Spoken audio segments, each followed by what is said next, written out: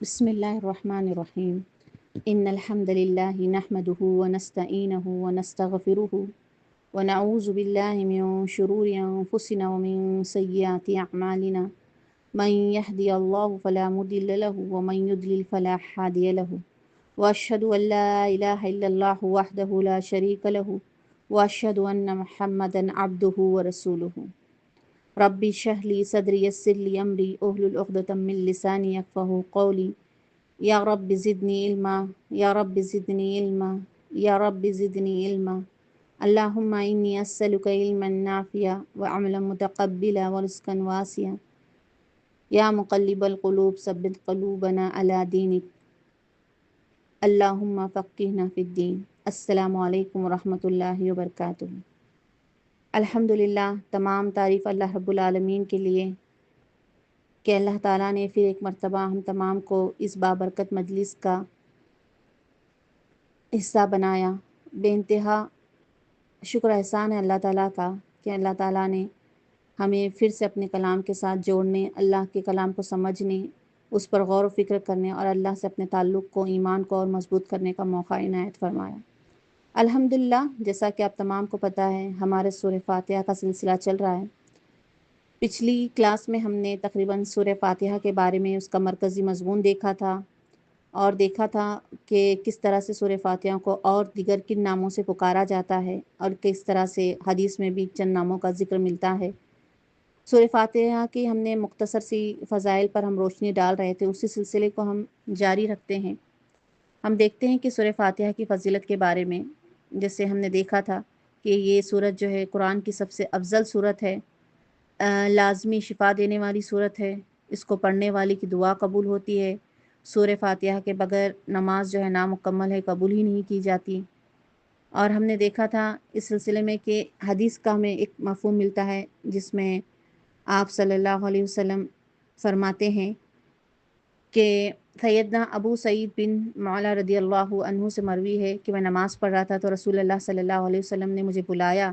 میں نے کوئی جواب نہ دیا۔ جب میں نماز سے فارغ ہو کر رسول اللہ صلی اللہ علیہ وسلم کی خدمت میں حاضر ہوا تو آپ صلی اللہ علیہ وسلم نے فرمایا، اب تک کس کام میں تھے؟ میں نے کہا، یا رسول اللہ، میں نماز میں تھا۔ تو آپ صلی اللہ علیہ وسلم نے فرمایا، کیا اللہ تعالیٰ کا یہ فرمان تم نے نہیں سنا کہ اے ایمان والوں، اللہ کے رسول جب تمہیں پکارے تو تم جواب دو؟ اچھا سنو، میں تمہیں مسجد سے نکلنے سے پہلے بتلا دوں کہ قرآن پاک میں سب سے بڑی سورت کون سی ہے۔ پھر میرا ہاتھ پکڑے ہوئے جب آپ صلی اللہ علیہ وسلم نے مسجد سے جانے کا ارادہ کیا تو میں نے آپ صلی اللہ علیہ وسلم کا وعدہ یاد دلایا تو آپ صلی اللہ علیہ وسلم نے فرمایا، سورت الحمدللہ رب العالمین، اور یہی سبع مثانی ہے اور یہی وہ قرآن عظیم ہے جو مجھ کو دیا گیا ہے۔ تو اس حدیث سے ہمیں پتہ چلتا ہے کہ سبحان اللہ، یہ کتنی عظیم سورت ہے۔ اور پچھلی حدیث میں بھی ہم نے دیکھا تھا کہ آپ سے ہم نے کیا فرمایا تھا کہ میں تمہیں ایسی صورت بتاؤں کہ تورات، انجیل، زبور اور قرآن مجید میں اس جیسی صورت نہ ہو۔ تو سبحان اللہ، یہ اتنی عظیم صورت ہے، یعنی اس جیسی کوئی صورت اور موجود نہیں ہے کسی اور کتابوں میں۔ اور جو سب سے مشہور حدیث صحیح مسلم میں آتی ہے اس کے متعلق کہ سیدنا ابو سعید خدری رضی اللہ عنہ فرماتے ہیں کہ رسول صلی اللہ علیہ وسلم کے پاس ایک مرتبہ جبرائیل علیہ السلام بیٹھے ہوئے تھے کہ اوپر سے ایک زوردار دھماکے کی آواز آئی۔ جبرائیل علیہ السلام نے اوپر دیکھ کر فرمایا، آج آسمان کا وہ دروازہ کھلا ہے جو کبھی نہیں کھلا تھا۔ پھر وہاں سے ایک فرشتے نبی کریم صلی اللہ علیہ وسلم کے پاس آیا اور کہا، خوش ہو جائیں، دو نور آپ کو ایسے دیے گئے ہیں کہ آپ سے پہلے کسی نبی کو نہیں دیے گئے۔ اور وہ کون سے تھے؟ سورہ فاتحہ اور سورہ بقرہ کی آخری آیتیں، ایک ایک حروف پر نور ہے۔ سبحان اللہ۔ اور اس کی اہمیت کا ہمیں اندازہ اس بات سے چلتا ہے کہ ہر نماز میں سورہ فاتحہ کو پڑھنا کتنا ضروری ہے۔ ہم نے حدیث کا مفہوم دیکھا تھا صحیح مسلم کی، جس میں آپ سے ہم نے فرمایا تھا کہ جو شخص نماز پڑھے، خواہ کوئی نماز ہو، اور اس میں ام القرآن یعنی سورہ فاتحہ نہ پڑھے، وہ نماز ناقص ہے، یعنی پورے نہیں۔ تو اس سلسلے میں تمام ائمہ اکرام کا یہی قول ہے کہ سورہ فاتحہ کا پڑھنا ضروری ہے، اس کے پڑھے بغیر نماز نہیں ہوگی۔ تو الحمدللہ ہم نے دیکھا کہ سبحان اللہ، ایک چھوٹی سی سورہ ہے لیکن کتنی جامع اور کتنی اہم سورہ ہے، اور کتنی اس سورہ میں اللہ تعالیٰ نے اس سورہ میں شفا رکھی ہے ہمارے لیے۔ یہ سورہ کافی ہے، یہ سورہ دعا ہے، اس سورہ میں ہمارے لیے علم ہے، اس کو ام القرآن کہا گیا ہے، سبع المثانی کہا گیا ہے۔ سبحان اللہ۔ تو ان صورتوں کے ہم نے دیکھا ان ناموں کو ہم نے دیکھا سورہ فاتحہ کے علاوہ دیگر ناموں کو اور ان کے فضائلوں پر بھی روشنی ڈالی۔ تو اب سورہ ہمارا اسٹارٹ ہوتا ہے طاؤس سے، جس میں ہم شیطان کے شر سے بچنے کے لیے رب کی پناہ میں آتے ہیں۔ ہم جانتے ہیں کہ شیطان جو ہے انسان کا سب سے بڑا دشمن ہے، اور ایسا ویسا نہیں، کھلا دشمن ہے۔ اور شیطان کا کیا ارادہ ہے، مقصد کیا ہے کہ وہ انسانوں کو جنت سے روکنا چاہتا ہے۔ اور ہم جب بھی اللہ کا کلام شروع کرتے ہیں تو ہم ہمیشہ اللہ تعالیٰ کی پناہ میں آتے ہیں شیطان کے ہر شر سے۔ تو یہ حکم ہمیں قرآن سے بھی ملتا ہے کہ سورہ اعراف کی آیت ہے جس میں اللہ تعالیٰ فرماتے ہیں کہ درگزر کی عادت رکھو اور بھلائی کا حکم کرو اور جاہلوں سے منہ موڑ لو۔ اگر شیطان کی طرف سے کوئی وسوسہ آ جائے تو اللہ تعالیٰ سننے اور جاننے والے کے ذریعے پناہ طلب کیا کرو۔ اور پھر ایک جگہ سورۃ المؤمنون میں اللہ رب العالمین فرماتے ہیں کہ برائی کو بھلائی سے ٹال دو۔ ہم ان کے بیانات کو خوب جانتے ہیں، کہا کرو کہ اللہ شیطان کے وسوسوں اور ان کی حاضری سے ہم تیری مدد کے ذریعے پناہ چاہتے ہیں۔ تو اس چیز سے، ان آیتوں سے اور حدیث کے ذریعے سے ہمیں اس بات کا علم ہوتا ہے کہ اللہ تعالیٰ نے ہمیں حکم دیا ہے کہ جب بھی ہم اللہ کا کلام شروع کریں تو ہم شیطان کے شر سے بچنے کے لیے رب کی پناہ میں ضرور آئیں، کیونکہ شیطان کی دشمنی سے محفوظ رکھنے کے لیے ہمیں اپنے رب کی پناہ لینا چاہیے، اور یہ ضروری ہے، کیونکہ شیطان کا وعدہ ہے کہ وہ انسانوں کو بہکائے گا، جنت سے روکے گا، انسان کی تباہی بربادی میں اس کو مزہ آتا ہے۔ وہ آدم علیہ السلام کے وقت سے لگا پڑا ہے اسی کام میں۔ تو ہم، کیونکہ اس کے بارے میں ہمیں دلیل کیا ملتی ہے کہ اللہ تعالیٰ قرآن میں فرماتے ہیں کہ اے بنی آدم دیکھو کہیں شیطان تمہیں بہکا نہ دے، جس طرح تمہارے ماں باپ کو بہکا کر جنت سے نکلوا دیا تھا۔ ایک جگہ پر اللہ تعالیٰ کیا فرماتے ہیں کہ وہ تمہارا دشمن ہے، یاد رکھو ظالموں کے لیے برابر بدلہ ہے۔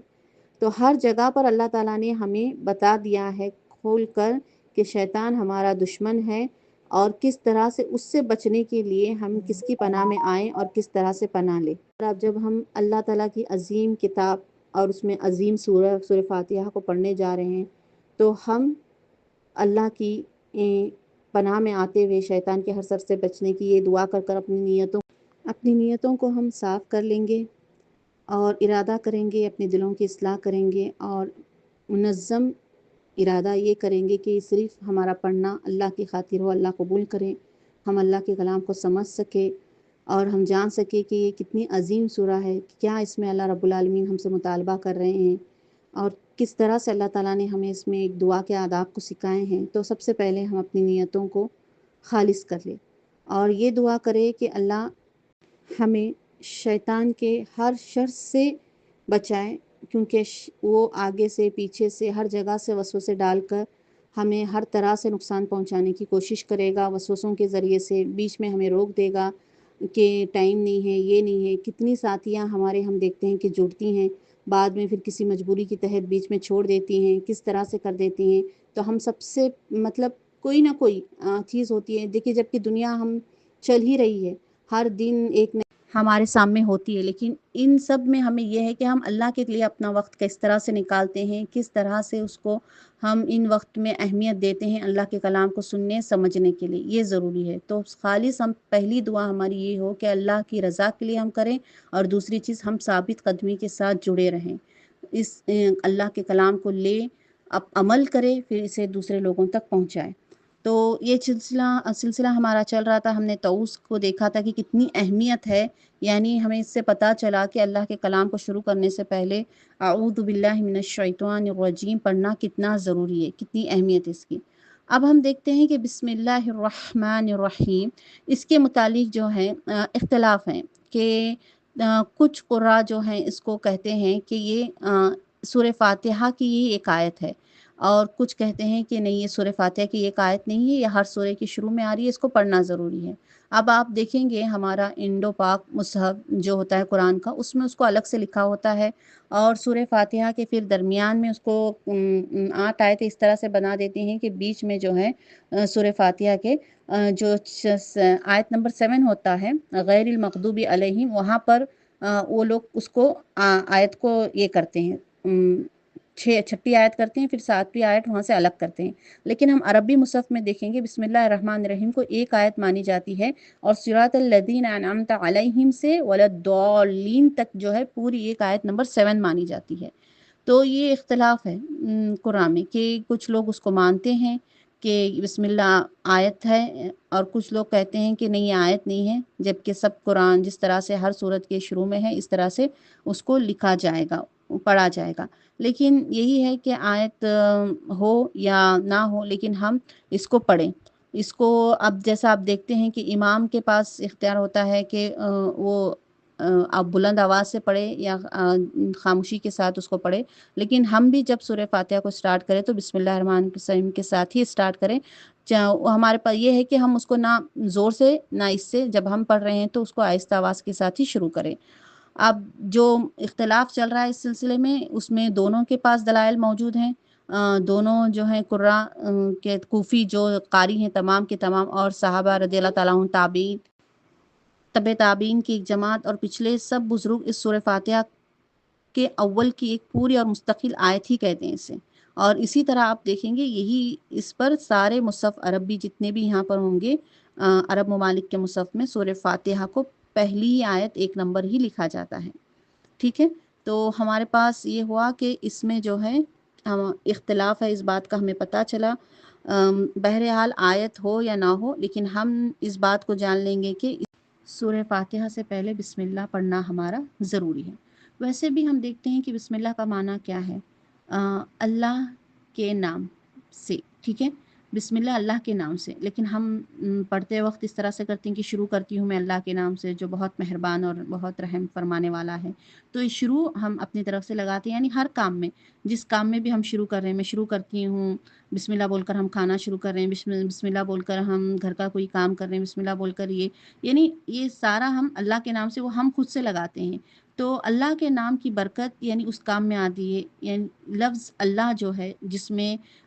ہم اس بات کا اقرار کرتے ہیں کہ عبادت، محبت اور تعظیم سے اللہ رب العالمین اس تمام عبادت کے لائق وہی ہے. تو اللہ کا نام لینے کی اہمیت یہ ہے کہ اللہ کا نام لینے پر برکت کا باعث ہوتا ہے، ہر کام میں برکت ہو جاتی ہے. اللہ کا نام لینے سے کسی چیز کی اگر تکلیف ہوگی، تکلیف پہنچنے والی ہوگی یا کوئی شر ہوگا تو وہ ہم تک نہیں پہنچ سکے گا. اللہ کا نام لینے سے ہم حفاظت میں آ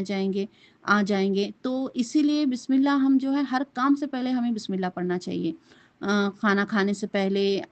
سوار ہوتے وقت سواری پر، یعنی تکلیف کے وقت، کسی چیز، ہر چیز، مطلب ہر چیز میں ہم دیکھتے ہیں کہ ہم بسم اللہ کی کتنی بڑی اہمیت ہے. اور بسم اللہ کو ہم پڑھنا، صرف ہم ہی نہیں اس کے عادی بنے بلکہ ہمارے بچوں کو بھی. اب ضروری کیا ہے کہ ہم اپنے بچوں کو بھی اس کا عادی بنائیں، کہ ہر کام میں یہ نہیں کہ سٹارٹ کرنا ہے سٹارٹ کرو، یہ اس طرح سے ہم نہیں کریں گے. بچوں کو اسی طرح بسم اللہ سے ہی کام کو شروع کرنا ہے، تاکہ وہ کام میں اللہ کی برکت ہمارے ساتھ شامل حال ہو جائے، اور کوئی شر اگر ہے، اس شر سے ہم، شیطان کا کوئی شر یا کوئی نقصان، کوئی چیز ہمیں پہنچنے والی ہے تو ہم اس سے بچ جائیں. سبحان اللہ، یہ بہت بڑی بات ہے. تو بسم اللہ کا ہم عادی بن رہے ہیں. پانی پیتے وقت بعض دفعہ دیکھیے ہم لوگ کھڑے ہو کر نہ سنت کے طریقے پر پیتے ہیں نہ کس طرح سے، اور بس پانی کا استعمال کرتے ہیں، کھڑے ہو کر پی لیتے ہیں، جبکہ کیا سنت کا طریقہ ہے. کم سے کم ہم سیدھے ہاتھ سے اپنے رائٹ ہینڈ سے بچوں کو عادی بنائیں اس چیز کا پینے کا، اور بسم اللہ کہنے کا عادی بنائیں، کہ تاکہ ہم بچوں کو احساس دلائیں کہ یہ بسم اللہ صرف بسم اللہ ایسا ہی زبانی کہنا نہیں ہے، اس پر ہمارا ایمان اور یقین اور توکل ہو کہ جب ہم بسم اللہ کہیں تو ضرور اس کام میں خیر ہوگی اللہ کی طرف سے ہمارے لیے. پانی کا استعمال ہم کر رہے ہیں یا جوس یا کوئی بھی کھانے پینے کی چیز بھی بچوں کو دکھا رہے ہیں، کھڑے ہو کر پی رہے ہیں، کھڑے ہو کر کھا رہے ہیں، لیفٹ ہینڈ رائٹ ہینڈ کا ہم خیال نہیں رکھ رہے، تو ہم بسم اللہ یہ بچوں کو عادی بنائیں اس چیز کا، اور ایمان، یقین، توکل اس بات پر رکھے کہ یہ جو بھی چیز ہم کر رہے ہیں، جو بھی کام کر رہے ہیں، کھانے پینے کے علاوہ بھی پڑھائی کا سٹارٹ کرنا ہے، کوئی بھی چیز ہے، سواری پر قدم رکھنا ہے، پہلے گھر میں داخل ہونا ہے، جو مسنون دعائیں ہیں اس کے ساتھ ہم سب سے پہلے بسم اللہ کا اہتمام کریں، تاکہ اللہ کی خیر ہمارے ساتھ شامل حال ہو، اس کی برکت ہمارے ساتھ شامل حال ہو، اور کوئی شر، کوئی نقصان ہمیں پہنچنے والا ہے یا ہمارے بچوں کو پہنچنے والا ہے تو اس سے دور ہو جائے. تو الحمدللہ آج کی کلاس میں ہم نے سورہ فاتحہ کی تھوڑی فضیلت پر روشنی ڈالی، اور ہم نے دیکھا کہ تعوذ کتنا ضروری ہے. ہر اللہ تعالیٰ کے کلام کو شروع کرنے سے پہلے کس طرح سے ہم اللہ کی پناہ میں آ جائے شیطان کے شر سے. اللہ تعالیٰ کہ جب ہم وہ کہتے ہیں تو ایک محفوظ دائرے میں ہم آ جاتے ہیں، اپنے آپ کو سمجھ لیتے ہیں. پھر ہم نے دیکھا کہ بسم اللہ کے بارے میں علماؤں کا جو اختلاف ہے، لیکن جو بھی اختلاف ہو اللہ عالم، لیکن ہم سورہ فاتحہ کی تلاوت سے پہلے ضرور اس کو تسمیہ کو یعنی بسم اللہ الرحمن الرحیم کو ضرور پڑھیں گے۔ اور ہم نے دیکھی کہ اس کی کیا برکت ہے، اور ہر کام سے پہلے، ہر خیر کا، نیکی کا، اچھا کام کرنے سے پہلے ہم اس کو